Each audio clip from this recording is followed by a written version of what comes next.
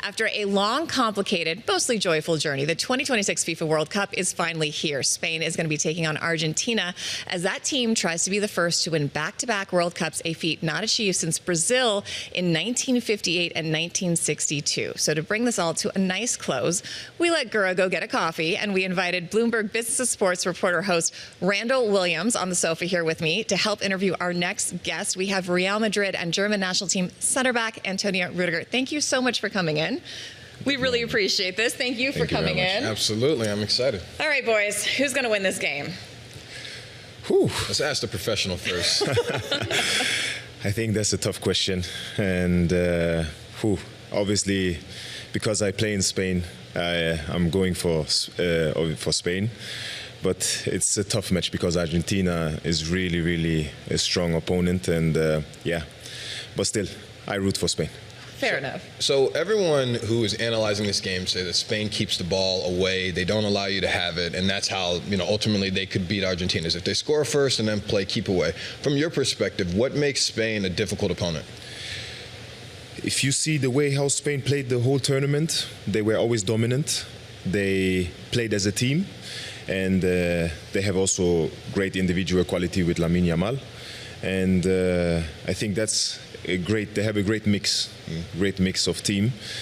But then you see Argentina they have Lionel Messi, and then they have the soldiers, and that makes them very dangerous. How has this World Cup been overall? I mean, I know obviously Germany didn't go as far as I'm sure you would have liked, but you've been here, you've been playing, and even watching it, it was very controversial to start, the venue, but it feels like, I mean, people have called it a worldwide sleepover. The fans, the Americans, we've gotten along pretty well. And from a player's perspective, just how was it? No, I find it very, very, very positive because you see a lot of different nations meet together, and the main focus is the World Cup and the joy in the people and all the emotions, and cultures are meeting together, and everyone supports, and this is just great. How was your experience just being around the U.S. cities? One of the things that was unique was that you were traveling all throughout, back and forth to the base camp and then out to the matches themselves. What was your experience like as you were traveling and experiencing the different cultures in those cities? For me personally, it was, first of all, we are there for a job. Like the traveling, that's part of it. It's a work trip, yeah. America is a huge country, so that's why we knew that before. Yeah. But just meeting the people around, because I like to have walks outside and just connect with the people, and the people been great. They've been great, because normally when you come to the US, you think like people will not recognize you or something like this, so you think you have more peace. But not in America, sir. Not in America. Not at all. It's all super fans. Recognized on the street. Yes. But the approach, I like the approach. It's very respectful. Really? And this is really something very, very nice. Any favorite moments? Favorite interactions? Favorite interactions? Yeah, like. Not favorite, because they all been the same. Like it's more about the approach, the way people speak to you, like very friendly, always please and thank you, like very well educated. Oh, that makes it. Thanks, fellow Americans. We appreciate that on behalf. You mentioned Messi. You've played, I think, 4 times in your career.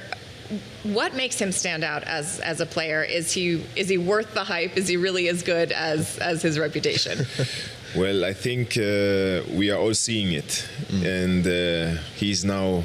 I don't want to say anything wrong, but I think he's now 39 years old. He is 39. So then you know that, and he's still delivering on the world stage.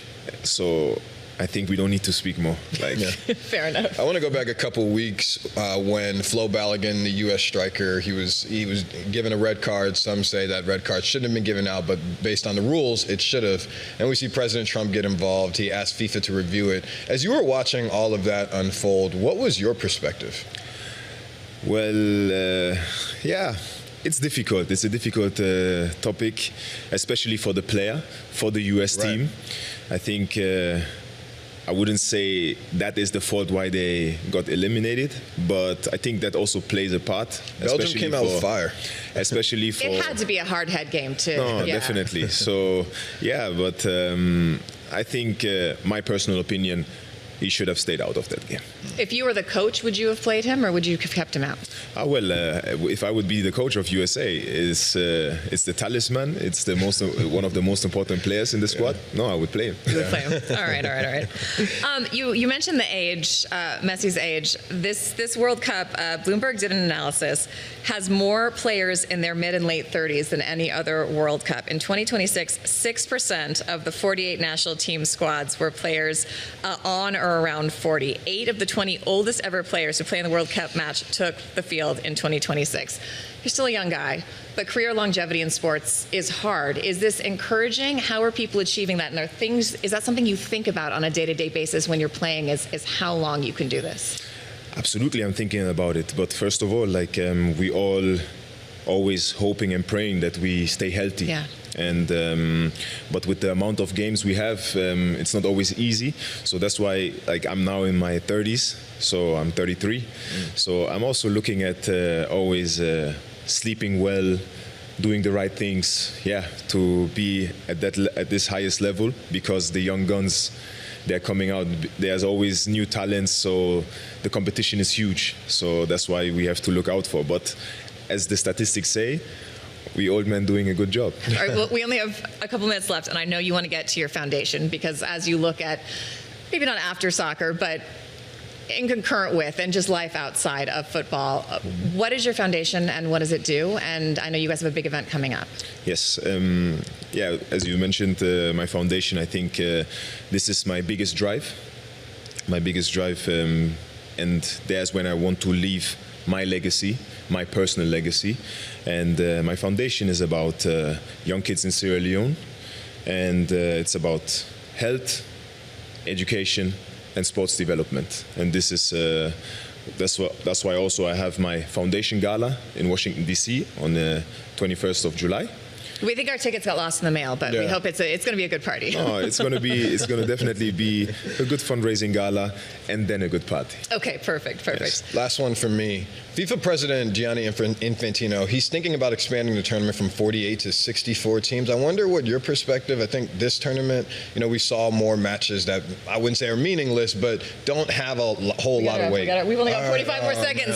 Saved by the bell. Expansion, good or bad? Bad. Okay, there we go.